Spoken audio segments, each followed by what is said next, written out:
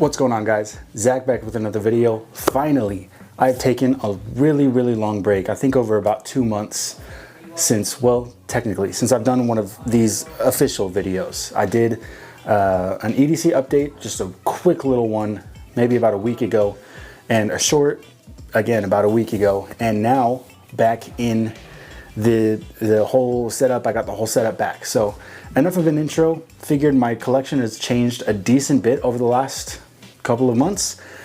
So let's go through my knife collection. I think the last collection video I did was a year and a half ago, maybe a year ago. So let's go through what I've got. I'm gonna section this off by type. So I'm gonna do fixed blades first and then folding knives. So without much else of an intro, let's get into it. Let's go with my least carried up to my most carried. I think that's gonna be the easiest way to do it.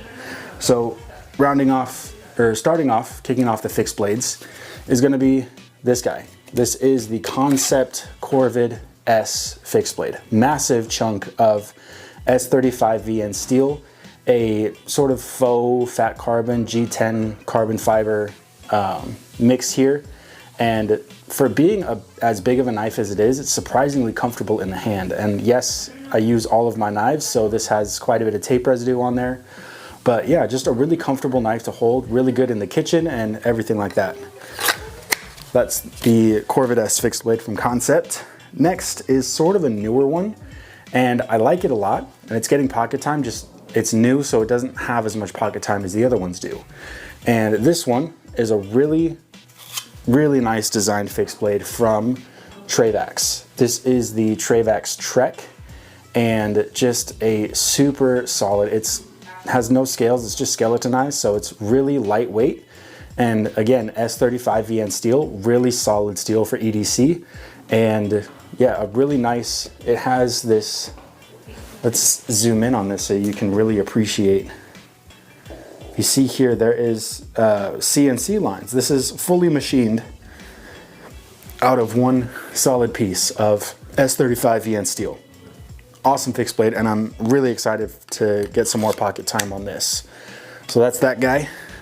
Next up is one of my favorites, all-time fixed blades to carry, and that is gonna be the Tactile Knife Co. Dread-Eye. This one, Monkey Edge exclusive in CPM 3V. You see right on the blade there is the Monkey Edge logo, and this thing has put in work. Took this camping with me. I actually used this to baton some wood for the fire, and not the most ideal thing, but I wanted to really put the 3V through its paces, and the edge held up really nice. Could use a touch up, but other than that, just a solid knife. And all of these are set up for pocket carry. As you'll notice, I don't wear belts a whole lot of the time, so my fixed blades are all gonna be pocket carry friendly, and this one is no exception. Moving up the list is one of, if not one, definitely one of my all-time favorite fixed blades, and that is gonna be the Overland Sport by TJ Schwartz. Now, I built this one with the green canvas micarta scales, the brass screw collars, satin hardware, and I did go with the bead blast finish. The bead blast finish is kind of a polarizing topic when talking to knife guys. I personally really like the look of it. You get the wear marks on the blade, which I actually prefer. I prefer seeing the blade wear down as I'm using it. But as time has gone on, I am not the biggest fan of coated blades. That used to be everything that I had was coated. Now almost nothing in my collection is coated. But this one I do have set up with a Tailored by Cortez deep carry leather sheath. And this sheath makes this fixed blade easily one of the best in my collection. So there's that one. Moving on to my top two fixed blades. The Big Idea Design Lookout. This has to be hands down the best pocket fixed blade for its size. Comes set up with a super minimalist pocket sheath. I mean, you throw this thing in your pocket and sometimes I even forget that it's there. Titanium pocket clip, and just the whole footprint is almost non-existent in the pocket. And what I've done on these ones, again, I'll zoom in, I did anodize the scales. So this one came out a little bit of like a purple blue. And then this one is what I was going for both of them. I over anodized the backside for the blue, but this is the really beautiful bronze. And just the M390 on here makes this thing an absolute dream to carry. Ergonomics, really nice. I do have a lanyard with a bead on there. All of my fixed blades, if they can, have a bead, because that's what I like. Now, probably my favorite fixed blade that kind of lost its way in the collection. Now I have it back, and that is the Bradford Guardian 3 in M390 steel and with the full flat grind. So I built this one out on Bradford's website. They don't have these readily available in this configuration, especially with the flat grind, but this is easily my favorite fixed blade. And as I'm gonna zoom in here again to show, I actually use this to stab some sheet metal ductwork. I'll throw a picture of what I'm talking about. But in my line of work, we do a lot of AC ductwork, primarily AC ductwork. And I was cutting in some collars and needed a punch hole to get my metal shears in, and realized I didn't have my duct knife on me. What I did have on me was the Bradford Guardian 3. So this is gonna hurt some people, but I literally took this, stabbed a hole in the sheet metal and used it to pry, and then cut the fiberglass insulation that's on the inside. And so it does need to be sharpened. The tip is still intact, which surprised me. I thought I was gonna break the tip. Some little bit of rounding on the edge, but nothing that I can't probably hone. I mean, it's not chipped, it's just rolled, so I could probably just hone it, strop it back up. But what makes this my absolute favorite fixed blade right now is the fact that I did put a deep carry clip on the belt loop. It does not come stock like this. I actually cut into the leather to mount the pocket clip onto, and now this thing is by far the best fixed blade in my collection. Best fixed blade ever, in my opinion, but the addition of this deep carry clip on the sheath makes it the best. Starting off with probably the least interesting one. Again, I have it in this Tailored by Cortez pocket slip, and that's gonna be one that I haven't carried in a long time, but the QSP Hedgehog. Easily for the money, one of the best slip joints on the market. Green canvas micarta handle scales, a nice deep hollow ground 14C28N blade, and listen to this.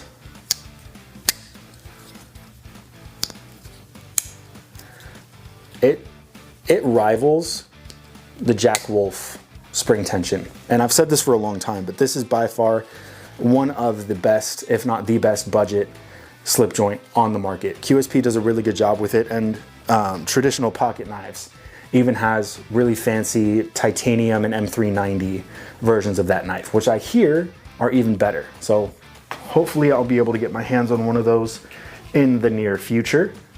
I've got all of these scattered, keeping up with the budget. One of my recommended alternatives to the Benchmade bug out, and one of my favorite, I say budget, it's not really budget, it's about $110, but the Kaiser Drop Bear is, in my opinion, if you don't want to spend the money on a Benchmade bug out, this is going to be your next best thing. Comes in about almost $100 cheaper. Benchmade right now retails for $180, and there are versions of the Drop Bear now, Nitro V blade and a Ultim handle scale for $70. So $110 less than the Benchmade bug out, and you're getting arguably a better knife. I think they're built a little bit better. I think the blade shape is a little bit better. The clutch lock is infinitely better than the Benchmade's Axis lock because it's adjustable. So you can actually adjust, go inside, take the scales off, and adjust the spring tension. So you can make it lighter, you can make it heavier, whatever you like, and it's riding on ball bearings. So the pivot is insanely smooth, and I think it's a better alternative to the Benchmade bug out. I will die on this hill that the bug out is insanely overpriced for what it is. Up the price scale quite a bit. Let's go with the We Knives Hyphen. And this knife is one that I knew I had to grab the second it came out, just because it is such an interesting blade design. You know, you have that really aggressive Wharncliffe reverse Tonto harpoon blade that is hollow ground, so it's incredibly slicey. You have the titanium, these are flame anodized scales, and it's on bearings, so you know it's gonna be smooth. I love this knife. Kind of forgot about it because there have been a lot of new knives that I've been carrying, but this one will always be in the collection just because it is just a super fantastic knife. Keeping up with the premium, we have the Redion XO. This is the original size, but Blade HQ dropped a version with the lock, which is what I wanted on this from the beginning. So massive 3.7, I want to say 3 3/4 inch blade, so 3.75 inch blade. I don't know what the overall length is, but this knife is amazing. No pocket clip. They did release about 2 months ago, maybe 3 months ago, a version of this with the lock and the pocket clip, which is my ideal version. But I didn't wait long enough to see that they were going to come out with one with a pocket clip. But titanium handle frame with black micarta inlays and an L-Max blade. It is flat ground, but I absolutely love this knife. Just interesting and not something that you really see ever. I could play with this all day long. I won't because it's knives, and be careful and be safe with the knives that you handle. They're not toys, they're tools. Now let's get into the last of these sort of one-offs that I have. The last 6 are all from 2 different brands. So the last one-off is gonna be this guy. This is the Chavez 229 Redion with the kickstop, and it is insanely smooth. So this one is blacked out PVD with the full micarta front on the back, and this guy has seen some use. So let's zoom in on this pocket clip. I have been using the absolute crap out of this. It's got caked in drywall dust there, and even if we take a look at the blade, it has been used. A really impressive knife. I love the overall design and the sound that this knife makes, which shouldn't be a drawing factor to why you buy a knife, but it's a nice thing. So if we take a listen here, it has, due to the nature of the kickstop, almost like a ratcheting sound on the close. If we listen here, maybe. The flipper tab, once it's deployed, is kind of free floating inside of the handle because it is the flipper tab and the stop pin. I have a whole video on the Chavez. Most of these have videos already, not all of them, but most of them. But the way that this knife works is absolutely insane, and when they released it, I knew I had to have one, so I bought one. Now let's get into actually let's wait on that. Let's go into the Benchmades. So this is the controversy topic. First Benchmade I ever got was the Griptilian. This is most of our first Benchmades. If it wasn't the bug out, it was probably the Griptilian. And this one has a set of really cheap, and I say cheap because I bought these scales for probably about 20 bucks on Amazon or eBay. I can't remember which one, but either way, really cheap. They don't even have threads on the inside of the pocket clip holes. So I don't have a pocket clip on here because it doesn't take a pocket clip. That being said, I have not carried this since I put these scales on here, just because I can't really, it's really uncomfortable to actuate the axis lock without a pocket clip, without something to catch your fingers on. So this knife has stayed in storage pretty much since I put these on there. Sort of disappointing, but looking to get a set of probably AWT scales here in the near future to make this pocketable again. Next up is the sort of big brother to the Griptilian, and that's going to be the Benchmade Freak. Now this knife is fairly new to the collection. I got this in a trade from Kevin on Instagram, and this knife is easily now one of my favorites. M4 steel on the blade, and it comes with these really interesting looking G10 scales. I've wanted a Benchmade Freak for so long. This was when I was first getting into EDC. This was sort of my grail knife, which seems silly to say based on all the other knives that I have, but getting into EDC and knives and all of that, when I was carrying $20 Kershaws, at the time, the $250, $200, whatever, however much it was 5 years ago, the Benchmade Freak was the top of my list on knives to get. And now I have one, and it kind of comes full circle. So this one is definitely one of my favorites. And again, just the big brother to the Griptilian. They have very similar ergonomic lines and blade shapes. If you can see from there, just overall very similar knives, a little bit different, but generally about the same-ish. And then probably the most controversial knife in my collection. I know that I put out a video about 6 months ago hating on this knife, but I have a Benchmade bug out. And this one I got in the same trade as the Freak, and I have to say, I hate to say it, but I actually love the bug out. Now, that being said, I hate the price. And I think that is the most disdain and the most sour taste I have in my mouth about this knife is the price point. When they came out, they were 120 bucks. And I do think even for $120, this knife is a bit overpriced. Now being $180, I think it is severely overpriced, because even to make it pocketable, you do have to get a set of aftermarket scales, because I think that the stock plastic scales, however you want to call it, whatever Band-Aid you want to put on it, it still sucks to pay $180 for a knife that you can bend in half. And if any of you are into the EDC YouTube space, Taylor Martin has done a video on the Benchmade bug out, put it up against the Ozark Grail knife. And I don't know, you could snap it in half with your hands, and I don't think that any knife you put in your pocket you should be able to break with your hands. That's just a personal thing, but being as this was in a trade, I didn't feel too bad about picking one out. Bug out. In this configuration, it has a set of this like AR-15 magazine style scales from Aimfront. I want to say they go for about 60 bucks.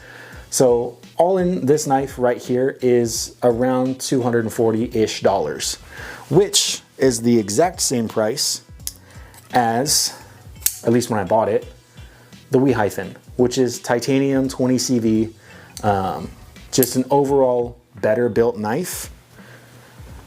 But all of my hatred aside, I love this knife. I'm glad to have it in the collection, and it is one that I will always have beef with, but I have it. So take that with what you will. And now into my actually favorite knife. And I have 3 of the exact same knife because I love it so much. And we're talking about the Spyderco Para 3. So this one is the lightweight version, and honestly, probably one of my favorites. I have, you'll see, CTS BD1N steel in the, I want to say bead blast. It looks like a bead blast. It could just be a stonewash, but I think it's bead blast. The FRN handle scales, which I thought I was going to hate, but I actually don't. I love this knife. So yeah, that is the lightweight Para 3. The next one I have is my fully built out Para 3, an S110V, full titanium, down to the hardware. Titanium bronze backspacer, bronze titanium hardware, bronze titanium clip, and this like frosted pattern bronze on the Flytanium scales. Just, I mean, it's not your typical Para 3, but it's a Para 3. Just easily one of my favorites. This knife all put together is about $450-ish. I think when I did the math, was about how much it took to build that one out. And now probably my favorite in the collection and the newest Para 3 that I have, and that's gonna be this Para 3 in the River's Edge Cutlery exclusive 10V and the Rips Garage Tech sort of like sine wave pattern scales. I'm gonna zoom in. I don't know how well it's gonna pick up on the camera, but the pattern on these scales is absolutely incredible. It adds so much extra grip to the knife that you normally wouldn't have otherwise, and it's just such a good knife. Links Northwest deep carry pocket clip on there, and I did put a titanium lanyard tube in there. But that's the Para 3, and that's my favorite knife of all time to carry because it's just the best blade shape. The grind, the lines, everything put together, the compression lock, all of it put together makes for my favorite EDC knife. And that's my collection. That is all of my knives. Let me know what your favorite knife out of this collection is. Let me know what you guys are carrying in your pockets as always. And with all this out of the way, I'll see you guys on the next one. Peace.